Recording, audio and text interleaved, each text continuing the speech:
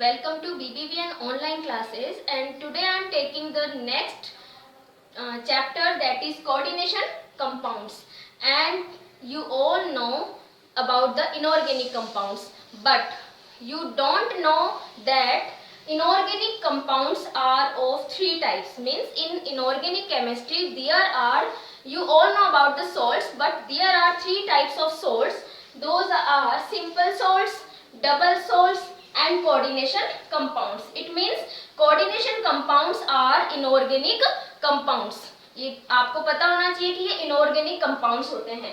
Simple salts के बारे में आपने पढ़ा है, डबल सोल्ट्स के बारे में आपने पढ़ा है. सिंपल सोल्ट्स की जब भी मैं बात करती हूँ तो हम क्या बोल सकते हैं कि these are formed by a cation और एन एनायन. ये क्या होते हैं, ये सिंपल सोल्ट्स जो होते हैं वो एक केटायन और एक एनायन से मिलकर बने होते हैं. जैसे कि मैंने NaCl की बात करी तो ये एक Na+ से मिलकर बना है और एक Cl- से बना है. नेक्स्ट अगर मैं इसी तरीके से दूसरा अगर कोई लेती हूँ तो मैं बात कर सकती हूँ K2SO4 की. तो K2SO4 भी क्या है, सिंपल सॉल्ट है एंड यहाँ पे K+ है, SO4 2- यानी सल्फेट आयन है. ठीक है. अब हम बात करते हैं डबल सॉल्ट्स की. तो देखिए डबल सॉल्ट्स भी मैंने आपको 10th क्लास में पढ़ाया है कि डबल सॉल्ट जो होते हैं these are the mixture of two simple salts. ये क्या होते हैं, टू सिंपल सॉल्ट्स को when we add in equimolar ratio. अगर हम इन दोनों को या जो सिंपल सॉल्ट्स होते हैं उनको इक्विमोलर रेशो में मिक्स कर देते हैं तो क्या बनते हैं, डबल सॉल्ट्स बनते हैं. तो हम क्या लिख सकते हैं यहाँ पे, ये क्या होते हैं, these are two simple salts in equimolar ratio.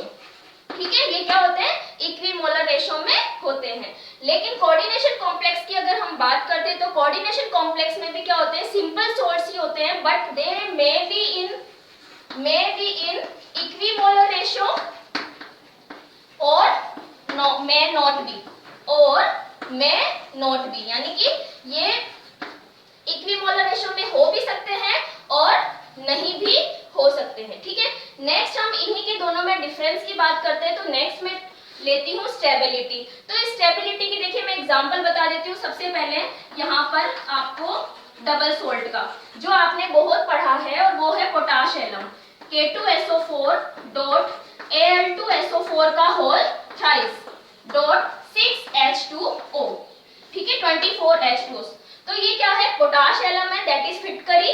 और जब भी हम इसकी स्टेबिलिटी की बात करती हूँ मैं अगर, तो स्टेबिलिटी का मतलब होता है कि अगर हम सॉल्ट्स को वाटर में या इनका एक्वा सॉल्यूशन बनाते हैं तो ये क्या हो जाते हैं, अपने आयंस में डिसोसिएट हो जाते हैं.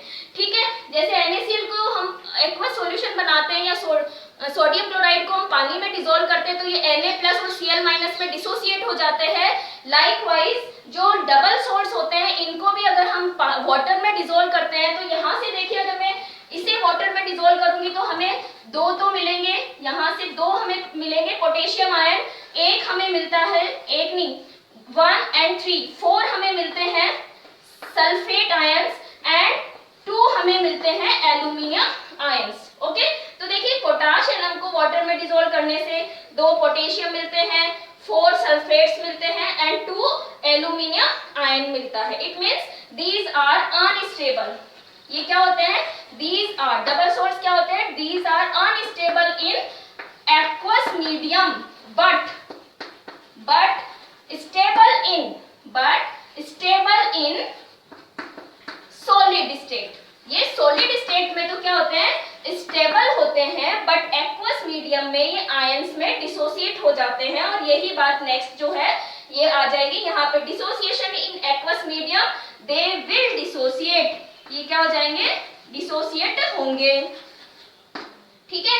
और अगर मैं कोऑर्डिनेशन कॉम्प्लेक्स की बात करती हूँ तो मैं कोऑर्डिनेशन कॉम्प्लेक्स को हम डिटेल में पढ़ने वाले हैं, लेकिन मैं यहाँ पे एक एग्जांपल बना देती हूँ कि इस तरीके से यहाँ पर क्या है मेरे पास में कोऑर्डिनेशन कॉम्प्लेक्स है. ठीक है. तो कोऑर्डिनेशन कॉम्प्लेक्स में क्या होते हैं, these are unstable, sorry stable, these are stable. ये क्या होते हैं, स्टेबल होते हैं solid and as well as in liquid state. यानी कि ये क्या होते हैं, स्टेबल होते हैं. अगर हम इनको वाटर में डिसॉल्व करते हैं तो ये अपने आयंस में डिसोसिएट नहीं होते. जैसे कि मैंने यहाँ पर एक एग्जांपल बनाया है. तो अगर मैं यहाँ पे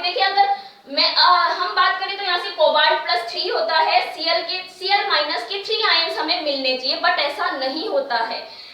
कोऑर्डिनेशन कॉम्प्लेक्स को वाटर में डिसॉल्व करने पर ये अपने आयंस में डिसोसिएट नहीं होते हैं। तो नेक्स्ट जो हमारा टॉपिक है, जो डिफरेंस है वो क्या है, डिसोसिएशन का। तो दे कैन नॉट डिसोसिएट, ये डिसोसिएट नहीं होते हैं।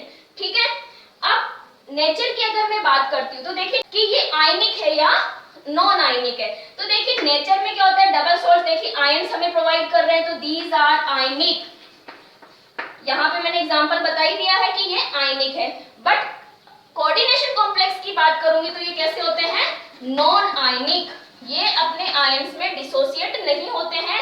या मैं इसको ऐसे भी बोल सकती हूँ कि दीज आर कोवेलेंट और कोऑर्डिनेटेड। ये क्या होते हैं, इनकी नेचर कैसी होती है बॉन्डिंग की, कोवेलेंट एंड कोऑर्डिनेटेड। ये या तो कोवेलेंट बॉन्ड बनाते हैं या कोऑर्डिनेशन बॉन्ड बनाते हैं। नेक्स्ट जो हो गया एग्जांपल मैंने यहाँ पर आपको बता दिया। अब दोबारा से मैं रिपीट कर देती हूँ। डबल सोल्स और कोऑर्डिनेशन कॉम्प्लेक्सेस की अगर डिफरेंसेस की बात करती हूँ तो डबल सोल्स जो होते हैं वो सिंपल सोल्स के इक्विमोलर रेशियो से बनते हैं, जबकि यहाँ कोऑर्डिनेशन में ये इक्विमोलर रेशियो में हो भी सकते हैं, नहीं भी हो सकते हैं। स्टेबिलिटी की अगर हम बात करते हैं तो double salts are unstable in aqueous medium while stable in solid medium. जबकि कोऑर्डिनेशन की बात करती हूँ तो मैं ये these are stable in aqueous medium also. Nature की बात करती हूँ तो डबल सोल्स आयनिक होते हैं, जबकि कोऑर्डिनेशन कॉम्प्लेक्सेस जो होते हैं वो कोवेलेंट और कोऑर्डिनेटेड, जो कोऑर्डिनेशन नेचर के होते हैं। और डिसोसिएशन की बात करती हूँ तो मैंने अभी बताया है कि ये जो एक्वस मीडियम में डिसोसिएट हो जाते हैं, जबकि कोऑर्डिनेशन कॉम्प्लेक्स डिसोसिएट नहीं होते हैं। I am taking now Werner's theory.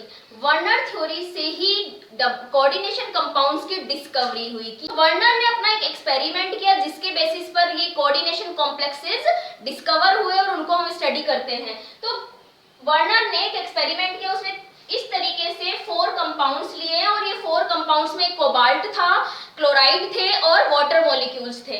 ठीक है, अब देखिए उसने ये कंपाउंड लिया और इसकी रिएक्शन उसने AgNO3 से कराई, तो उसे मिला कि 3 मॉलिक्यूल AgNO3 के कंज्यूम होते हैं और 3 मॉलिक्यूल AgCl के उसे मिलते हैं। ठीक है, नेक्स्ट कंपाउंड के थ्रू से जो एक्सपेरिमेंट था उसके थ्रू से पता चला कि यहाँ पे 2 मॉलिक्यूल AgNO3 के कंज्यूम होते हैं और 2 मॉलिक्यूल AgCl के बनते हैं। नेक्स्ट एक्सपेरिमेंट से उसे पता चला कि यहाँ पर AgNO3 का 1 मॉलिक्यूल कंज्यूम होता है और AgCl का 1 मॉलिक्यूल बनता है। लास्ट एक्सपेरिमेंट में उसे पता चला कि AgNO3 जितना उसने रिएक्शन मिक्सचर में डाला था उसे एज इट इज ही पड़ा रहा, उसकी कोई रिएक्शन नहीं हुई और कोई भी AgCl नहीं मिलता है। और AgCl का जो है वो व्हाइट कलर का PPT आता है। क्या आता है AgCl का? White PPT। अब देखिए अपने इन एक्सपेरिमेंट्स के बेसिस पर वर्नर ने बताया कि कोऑर्डिनेशन कंपाउंड्स जो होते हैं उनकी 2 तरीके की वैलेंसी होती है, प्राइमरी और सेकेंडरी। चलिए मैं इसका ही इसको पहले तो मैं अभी जिस फॉर्मेट में हम इन कॉम्प्लेक्स कंपाउंड्स का, इन्हें कॉम्प्लेक्स कंपाउंड्स भी बोलते हैं, तो कॉम्प्लेक्स कंपाउंड्स को जिस तरीके से फॉर्मुलेट किया जाता है उस तरीके से मैं इसकी स्ट्रक्चर बनाती हूँ। तो यहाँ पर इस फर्स्ट जो कंपाउंड था उसकी स्ट्रक्चर थी इस तरीके से। ठीक है, तो यहाँ देखिए जो लार्ज ब्रैकेट के बाहर की तरफ आयंस लिखे हुए होते हैं वो एक्वस मीडियम में आयनिक फॉर्म में आ जाते हैं। तो जब भी मैं इसका आयनिक एक्वस सॉल्यूशन बनाती हूँ तो मुझे यहाँ से 3 Cl- मिलेंगे और ये 3 क्लोराइड आयन क्या करेंगे, 3 Ag से रिएक्शन करके 3 मॉलिक्यूल AgCl के बनाएंगे। ठीक है, अब देखिए इसी का जो नेक्स्ट एक्सपेरिमेंट में वर्नर का जो कंपाउंड था मैं इसकी स्ट्रक्चर बनाती हूँ। यहाँ पर इसकी स्ट्रक्चर किस तरीके से है, COCl, ठीक है, फिर H2O, स्मॉल ब्रैकेट में H2O का होल 5 एंड लार्ज ब्रैकेट के बाहर आ जाएंगे 2 Cl2। ठीक है, अंदर जो होंगे देखिए 5 मॉलिक्यूल तो वाटर के हैं और 1 मॉलिक्यूल क्लोराइड का है, तो टोटल 6 होंगे। तो इस वजह से 2 Cl बाहर आ जाते हैं। तो इन 2 Cl को जब मतलब इस कंपाउंड का जब हम एक्वस मीडियम बनाते हैं तो मुझे यहाँ से 2 क्लोराइड आयन मिलेंगे और ये 2 क्लोराइड आयन 2 Ag+ से रिएक्शन करके 2 मॉलिक्यूल AgCl क्या बनाते हैं। ठीक है, नेक्स्ट जो कंपाउंड है इसकी स्ट्रक्चर किस तरीके से है, थर्ड में वो है इस तरीके से CO और इसका सिर्फ एक ही Cl बाहर की तरफ है, H2O 4 large bracket and then Cl। तो यहाँ से सिर्फ एक ही क्लोराइड आयन मिलता है क्योंकि बाहर सिर्फ एक ही Cl है। तो इस तरीके से 1 क्लोराइड आयन 1 Ag प्लस से रिएक्शन करके 1 मॉलिक्यूल AgCl का बनाता है। नेक्स्ट जो कंपाउंड था इसकी स्ट्रक्चर किस तरीके से है, देखिए इसकी स्ट्रक्चर है इस तरीके से CO Cl3 एंड H2O का whole thrice large bracket close. तो इस तरीके से इस कंपाउंड में देखिए यहाँ पे कोई भी क्लोराइड आयन नहीं है, तो इसी वजह से यहाँ कोई क्लोराइड आयन नहीं मिलेगा और जो रिएक्शन होगी AgNO3 से वो नहीं होगी। तो इस तरीके से उसने इन कंपाउंड्स की डिस्कवरी की और बताया कि ये जो कंपाउंड मैंने यहाँ लिखे हैं, तो ये जो Cl3 मैंने लिए, तीनों कंपाउंड में 3 क्लोराइड आयंस हैं। बट जब उन्होंने रिएक्शन करवाई सिल्वर नाइट्रेट से तो यहाँ पे रिजल्ट उसको कुछ अलग ही मिले, और वो अलग इस वजह से मिले क्योंकि जो क्लोराइड आयन है वो कोबाल्ट से 2 तरीके से बॉन्डेड है। ठीक है, देखिए यहाँ पे 3 क्लोराइड बाहर है, इस वाले मॉलिक्यूल में 2 बाहर है 1 अंदर है, और यहाँ पे 1 बाहर है और 2 अंदर है, और यहाँ पर तीनों ही अंदर की तरफ है। तो ये हमें कोऑर्डिनेशन कॉम्प्लेक्स में आगे स्टडी करना है कि एक्चुअल में ऐसा होता क्यों है। तो उससे पहले वर्नर ने अपने वे में इसे कोऑर्डिनेशन कॉम्प्लेक्स की एक स्ट्रक्चर दी जो अभी हम नहीं पढ़ते हैं, हम इस तरीके की स्ट्रक्चर्स पढ़ते हैं। बट उन्होंने क्या बताया अपने एक्सपेरिमेंट के बेसिस पे कि जो कंपाउंड है, चलिए मैं इसकी स्ट्रक्चर बनाती हूँ सबसे पहले।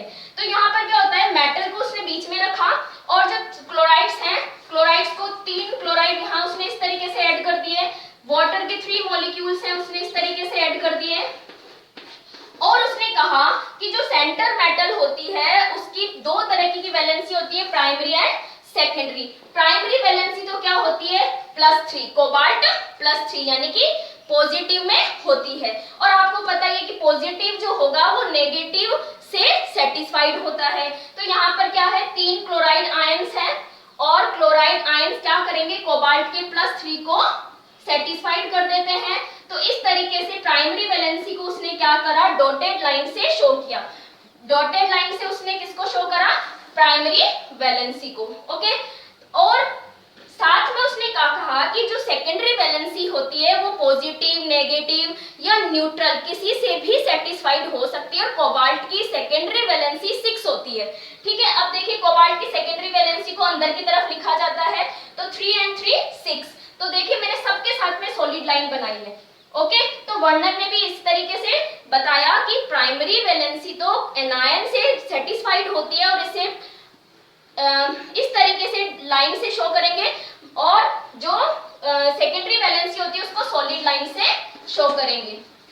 ठीक है, सेकेंडरी वैलेंसी को सॉलिड लाइन से शो करते हैं। अब इस तरीके से उसने इसका स्ट्रक्चर दिया। अब मैं एक स्ट्रक्चर और बना देती हूँ, चलिए मैं इसका ये ले लेती हूँ। इसका स्ट्रक्चर जब हम बनाएंगे तो किस तरीके से बनेगा, एक तो बनेगा CO, बीच में आएगा, 2 हो जाएंगे Cl। देखिए Cl इसकी सेकेंडरी वैलेंसी को सेटिस्फाइड कर रही है तो ये सॉलिड लाइन से बनेंगे। ठीक है, 4 जो होंगे वाटर मॉलिक्यूल, ये भी क्या है, सेकेंडरी वैलेंसी को सेटिस्फाइड कर रहे हैं, तो ये भी सॉलिड लाइन से बनेंगे। ठीक है, 4 जो है वाटर मॉलिक्यूल्स। अब जो ये 1 है, ये तो देखो बाहर वाला तो वैसे ही प्राइमरी होगा, तो इसको तो हमें इस तरीके से डॉटेड लाइन से बनाना है, लेकिन हमें पता है कि कोबाल्ट +3 होता है, और आपको ध्यान रखना है कोबाल्ट +3 होता है। तो ये जो 2 क्लोराइड्स हैं वो सेकेंडरी वैलेंसी को सेटिस्फाइड करने के साथ साथ में प्राइमरी वैलेंसी को भी क्या कर रहे हैं, सेटिस्फाइड कर रहे हैं। इसलिए इन 2 के साथ में हमें जो है सॉलिड लाइन और इस तरीके से डॉटेड लाइन से रिप्रेजेंट करना पड़ेगा। तो इस तरीके की स्ट्रक्चर किसने दी थी, वर्नर ने दी थी, जो कि अब हम स्टडी नहीं करते हैं। अब मैं बता देती हूँ नेक्स्ट जो हमें पढ़ना होता है। यहाँ पर इस चैप्टर में बहुत सारी ऐसी टर्म्स होती हैं जो हमें नई है हमारे लिए, और हमें उन्हें सीखना है, क्योंकि वो सारी टर्म्स हम इस चैप्टर में बार बार में यूज लेंगे। तो सबसे पहले मैं एक एग्जाम्पल बना देती हूँ यहाँ पर इसी का, जो मैंने अभी लिया है कोबाल्ट का। तो इस तरीके से मान लीजिए एक कंपाउंड है, ठीक है, ये मैंने एक कंपाउंड बनाया। तो सबसे पहले मैंने यहाँ लिखा है सेंट्रल मेटल। सेंट्रल मेटल क्या है, ये सेंटर मेटल होती है जो कि पॉजिटिवली चार्ज होती है, और जो कॉम्प्लेक्स कंपाउंड्स होते हैं उनके बीच में होती है, इसलिए इसको हम सेंटर मेटल बोलते हैं। फिर बाद में मैंने यहाँ लिखा है लिगेंड्स। तो लिगेंड्स क्या होते हैं? These are the cations, anions और न्यूट्रल मॉलिक्यूल्स। ये कैटायन भी हो सकते हैं, एनायन भी होते हैं और न्यूट्रल मॉलिक्यूल्स भी हो सकते हैं, जो कोबाल्ट की यानी कि मेटल की, ये जो सेंट्रल मेटल है, मेटल की सेकेंडरी वैलेंसी को सेटिस्फाइड करते हैं, उन्हें हम बोलते हैं लिगेंड्स। तो दीज आर लिगेंड्स। ठीक है, फिर मैंने यहाँ लिखा है काउंटर आयंस। देखिए काउंटर आयंस क्या होते हैं? लार्ज ब्रैकेट के बाहर जो आयंस होंगे, ये कैटायन भी हो सकते हैं, एनायन भी हो सकते हैं, तो इन्हें हम बोलते हैं काउंटर आयंस। ठीक है, और काउंटर आयंस क्या होते हैं? एक्वस सॉल्यूशन में डिसोसिएट हो जाते हैं, यानी आयनिक फॉर्म में आ जाते हैं। नेक्स्ट यहाँ पे मैंने लिखा है ionization sphere and coordination sphere. तो देखिए ये तो है coordination sphere, these it is coordination sphere. ठीक है, जो यहाँ पर जो आयंस होते हैं वो कोऑर्डिनेटेड होते हैं मेटल के साथ में और ये आयनिक फॉर्म में नहीं आते हैं। ठीक है, तो ये तो क्या है? Coordination sphere. और जो काउंटर आयंस होते हैं इन्हें हम बोलते हैं आयनिक स्फीयर या आयनाइजेशन स्फीयर। ठीक है, और आयनाइजेशन स्फीयर में जो आयंस होते हैं वो आयनिक फॉर्म में आ जाते हैं। अब मैं एक और एग्जांपल बना देती हूँ यहाँ पर। अब यहाँ पर देखिए, ठीक है, ये मैंने एक एग्जांपल बनाया है। यहाँ पर देखिए ये तो क्या है?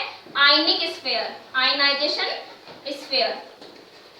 ठीक है, क्यों? क्योंकि यहाँ से क्या होगा?